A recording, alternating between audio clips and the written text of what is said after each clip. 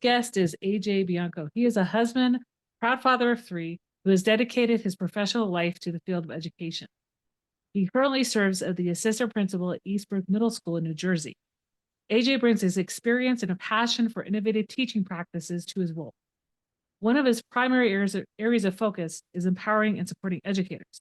He takes great pride in coaching teachers, guiding them towards strategies that not only elevate their teaching skills, but also maximize the potential of their students. Known for his commitment to progressive educational approaches, AJ champions blended learning practices, personalized learning, project-based learning, and the flipped classroom model. He believes in tailoring teaching methods to the unique needs of each student, fostering a dynamic and inclusive learning environment.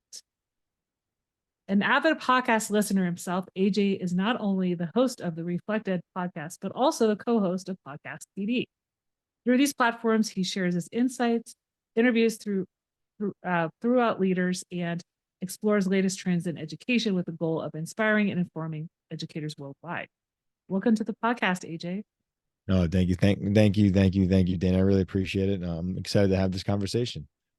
Let's start off with a question I ask everybody. Tell me about a time when you were in the trenches and managed to cross.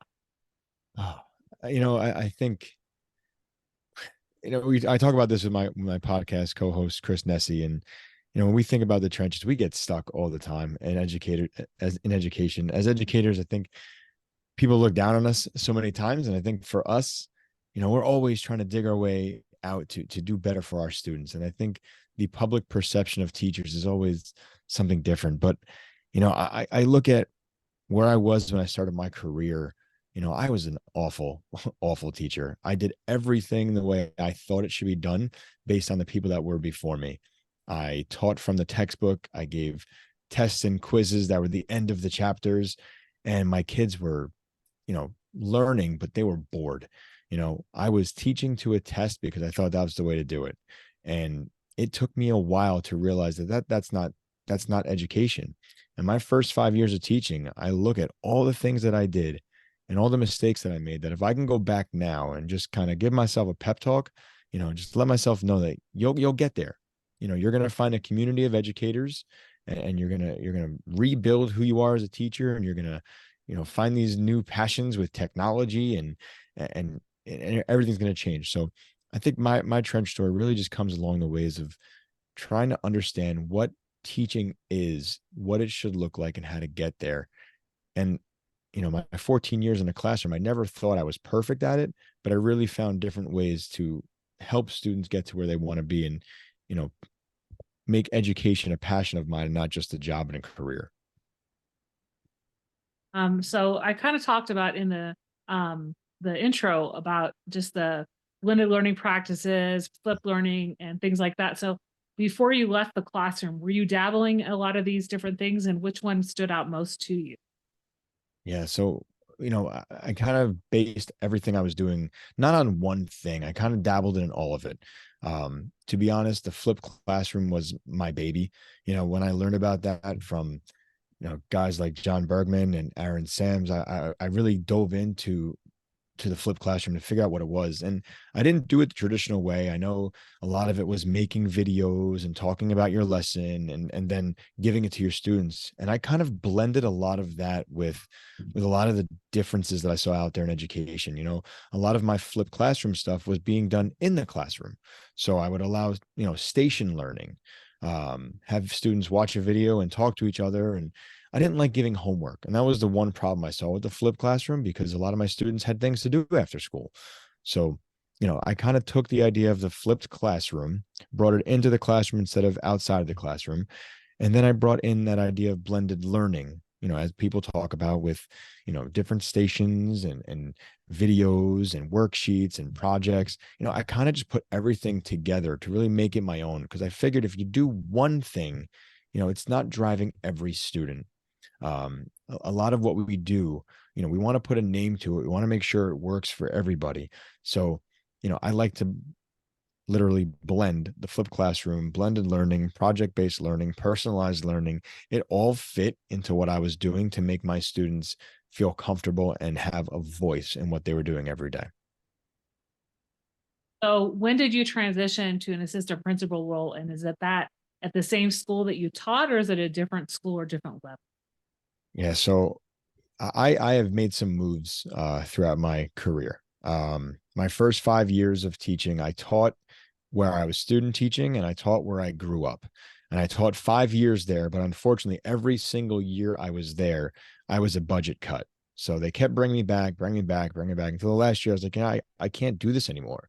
I love this. I love the community. It's where I grew up, but I just had to go because I couldn't stand waiting anymore. So I did 5 years there. And then I did 5 years in a new school that was just, everything I wanted to be. It really helped me become a better educator. And while I was there, that's where I started dabbling in all this flipped classroom, blended learning. And I was kind of poached by a district to become their PD coordinator. And I had a very rough time trying to figure out if it was time to leave the classroom. So I jumped on that and I took the job, but I didn't like it because I was away from the kids and it was more adult learning. So I stepped away, went back to the classroom for 5 years to get my feet on the ground. And then I was speaking to my mentor and I was like, I think I'm absolutely ready to step away. And I left the school district that I was at and I became a supervisor of curriculum instruction and technology. And then I became an assistant principal. And this is my fourth year doing that. This is my 19th year in education overall. And, this is where I want to be because it's a good mix of adult learning and being with children every day. And that's my passion right there. So in your role at the school, do you do a lot of PD then in collaboration with different teams or maybe about discipline? What are some of the PDs that you've given this year as an example? Yeah, so unfortunately, I haven't been able to do a lot of PD. I used to love going out there and going to the conferences and presenting and working with staff that way.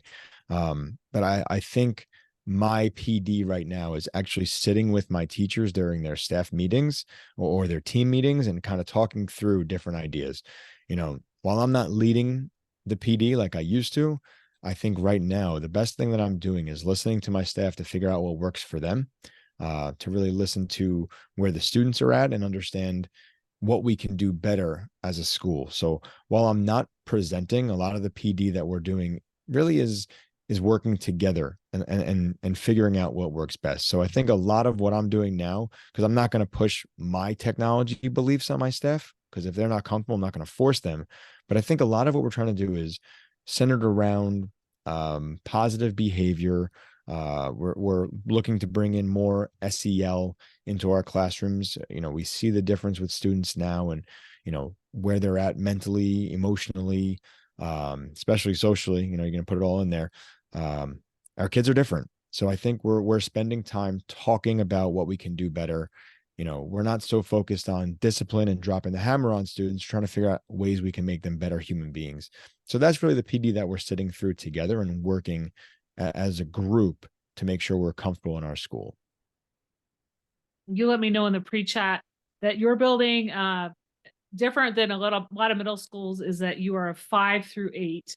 So are you seeing a lot of the wide range of just needs because you have those 4 years, and some of the kids, might be ready for middle school, or some of them are Yeah. kind of still stuck in that elementary school?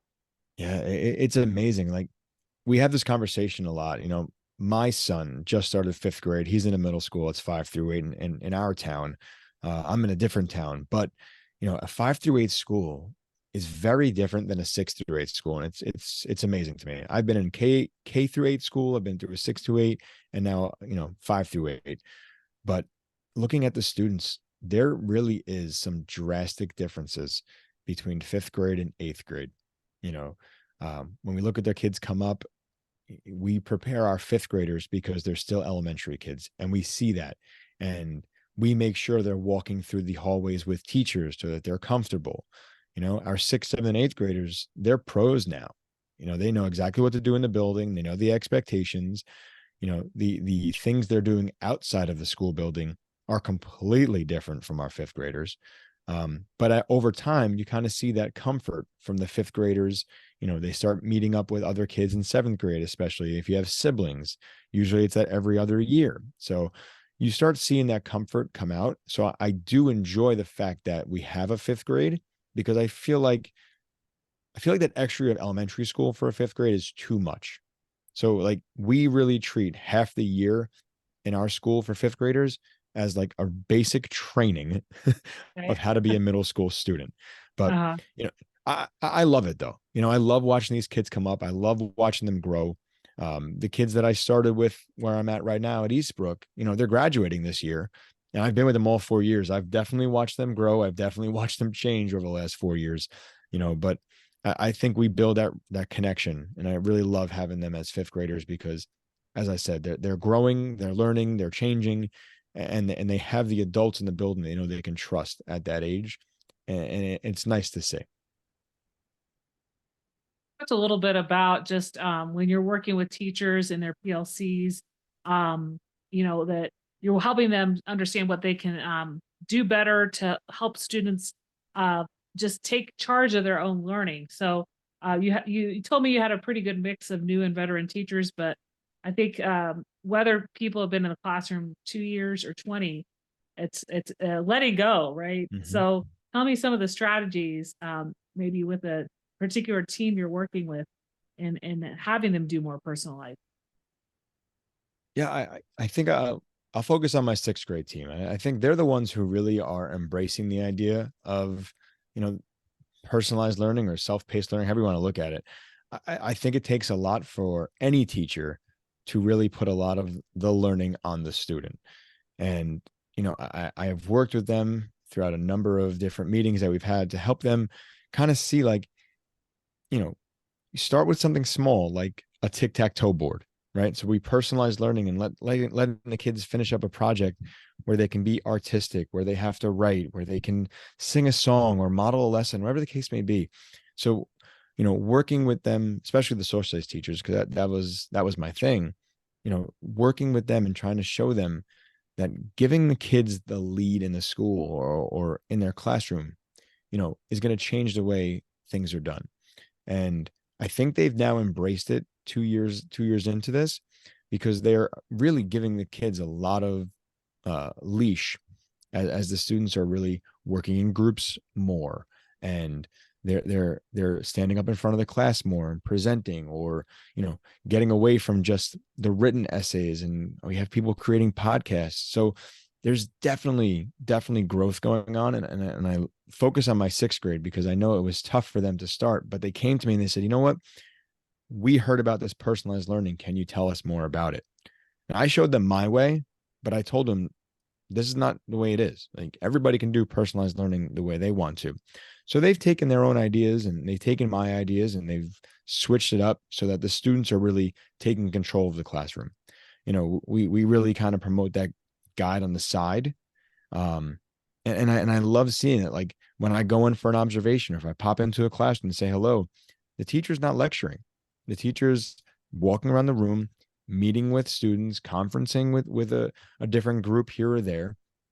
And the learning is taking place at all different places. It's not just one person in front of the room. And that really is what personalized learning really does for a classroom. It just brings the learning anywhere. It's does it take a little bit of time though for the teacher to get used to maybe taking that sage on the stage to the side, right? And not being so much um taking up most of the class. Is Yeah. that you seen that usually takes a little bit of time? Yeah, of course. And it was even something I had a problem with. There were so many times where I'm like, all right, everybody, let's get to work. And I would walk around the room and then I would stop whatever they're doing because I had something I wanted to say or something I wanted to share or something that, like a teachable moment. And I was like, oh, that's not what this is about. You know, so it takes a little bit to find yourself stepping away. Like, it's not always going to be very simple for everybody to just back up and watch the kids do the work. You know, some people really want to be in front of the room, and not because they want the attention, but because they see these things and they have these teachable moments, or maybe they get nervous that, you know, maybe this is some piece of content I didn't teach that they really need to know at this moment. But, you know, sometimes you can do that and you can interrupt and then jump away. So I think it really becomes that balance of, what do you want your classroom to look like? What are the expectations that you set with your students? And what are the expectations you set with yourself? Like, we're teachers, right? It's what we want to do. We want to be there. We want to make sure our knowledge and the things that we learned are being pushed to our students so it helps them for whatever they need to do. So yes, it does take a while to step away. And you do see moments where it's like, oh, I wasn't supposed to do that. But at the same point, you can, because it's your classroom. You can do whatever you want. Like, it doesn't have to be by the script. You do you. So I told in the intro that you're involved with two podcasts. So Podcast PD and Reflect Ed. Talk to me about each of those and which one maybe is that you're more active with right now. Mm-hmm. Yeah. So I blame this on Chris Nesi, right? So if anybody knows Chris Nesi loves podcasting. And I think about 8 years ago or so, I met Chris and Stacy Linda's. We were just talking on Twitter and kind of going back and forth. Stacy had written a little blog post about podcasts and how she uses podcasts for her professional development, how she works with teachers. And the three of us connected, and we used to do Twitter chats from Podcast PD. We use the hashtag, and we would be on a video call together, and we'd be tweeting out different things, and people would be responding. And Chris is saying, hey, you know what? We should turn this into like a live show. So we started turning into a live show with the Twitter chat. And then later on, Chris goes, you know what? This needs to be a podcast. So the three of us, got started on Podcast PD. And while Stacy has kind of backed away, Chris and I have been doing Podcast PD now for years. We've got over 150 episodes, and we're building, and that's very active. And what Podcast PD is as Chris likes to say, it's the PD you would get from school, but with more fun. Because we understand professional development. We understand that sit and get is boring. We try to be funny, we try to lighten the mood, we try to bring in guests that will really give our listeners something they can bring to their classroom the next time they listen to it, whether it's from us or from our guests. But we've been doing this for quite some time now, and we've been going live with our recordings. So we record the last Sunday of every month, and we release the week after. Chris releases, I should say, because I'm just the talent, I guess. But yeah, Podcast PD has been our baby for years. From that, I spun off to Reflect Ed, which is my personal podcast. I've kind of taken hiatus from that just because life gets in the way with 3 kids and assistant principalship. I couldn't find a time to do all of that plus Podcast PD. So I figured, let me back away for a little bit, and Chris and I continue Podcast PD, and I'll get Reflect Ed going again soon enough. But I do have maybe 15 or 20 episodes of Reflect Ed with a couple of guests, a couple of just my thoughts. But doing this podcast thing, Dana, it's tough. I give Chris so much credit for how he edits it and puts it out there. He's got his own podcast, the House of Ed Tech. So podcasts are very important to me because it is my professional development. And for our listeners here, if they're listening to this, podcasts are obviously really important, and you got to find the ones that you can walk away with something good that you can bring with you everywhere you go. Oh, I think that's one of those tidbits to remember, right? It's getting that piece of Mm-hmm. how you're going to take the information from the conversation to Yep.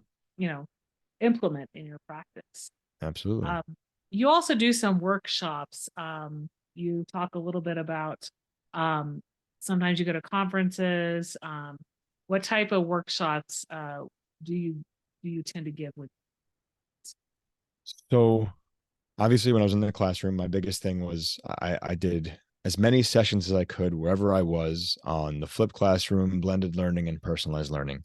And I would kind of, I wouldn't recycle. I don't want to put it out there like that. I always came with a plan. And if I was doing something new in the classroom, my presentation changed every time I presented. So if you were to see me twice in 2 years, I would have a different presentation because I don't believe in the same stuff. I always tried to bring in something new. So when I was in the classroom, those are the 3 big things that I did. Now, a lot of what I try to focus on is leadership, and as an assistant principal, I really believe in relationship building. So I've really been trying to kind of work myself up to do presentations focused on building relationships with students.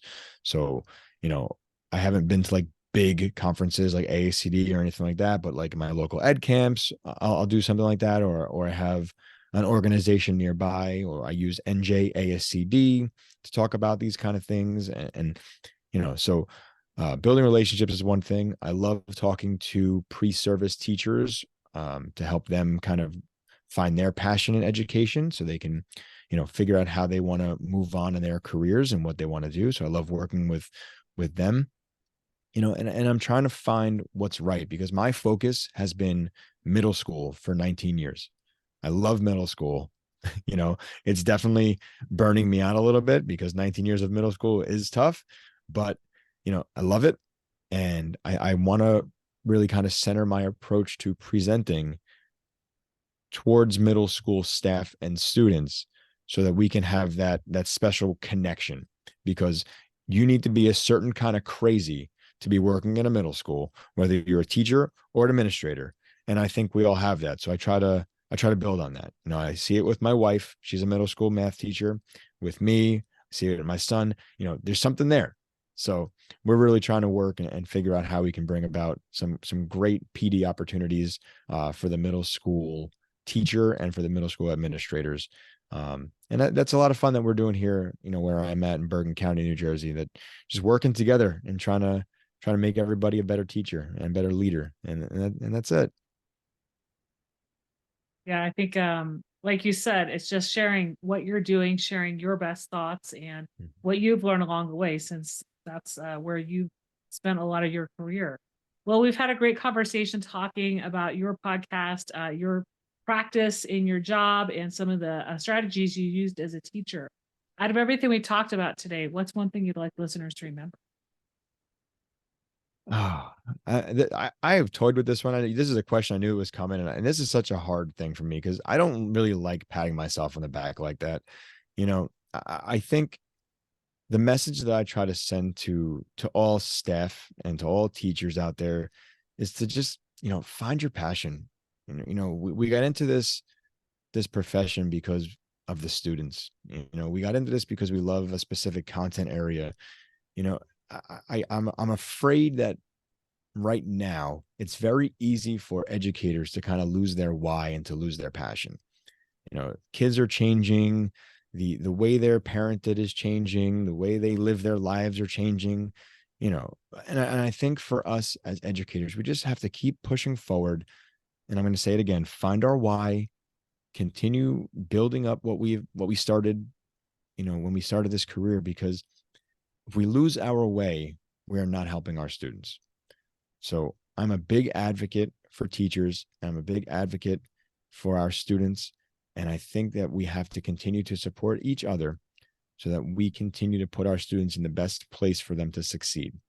And I think that's the one thing I want everyone who's listening to remember. Think that's a great way of putting it.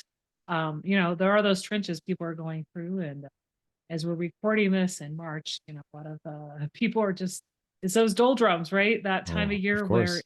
either you're back from spring break, you have a long rest of the year, or you still haven't taken spring break yet. So it's really, yeah, focusing on why you're working with kids get better. So where can people connect with you and find you online? Yeah, I'm all over the place. So, um, we can feel free to connect with me on Twitter at AJ Bianco. I'm not as visible there as I used to be, as I just don't like the platform as much anymore, but I'm still there. I think the biggest place for me now is on Instagram. You can contact me at AJ Bianco there, or at Podcast PD, or LinkedIn is the new thing I'm kind of working with, AJ Bianco as well, or even Facebook. I don't keep that private. So if you want to see pictures of my kids, you can go anywhere you want to. A lot of Okay. the I mix everything, because the reason I do that is if my students find me, I want them to see what social media is supposed to look like.